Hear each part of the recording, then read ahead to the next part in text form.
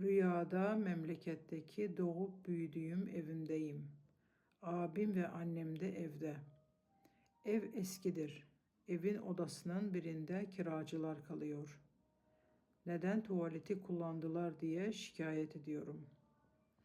Kurmuş olduğunuz bir hayalinizin olması için zamanın var olduğuna, zamanı geldiğinde elinize geçecek parayı ve kısmeti gösterir. Mehmet Emin yorumu. Rüyanız hayırlı olsun.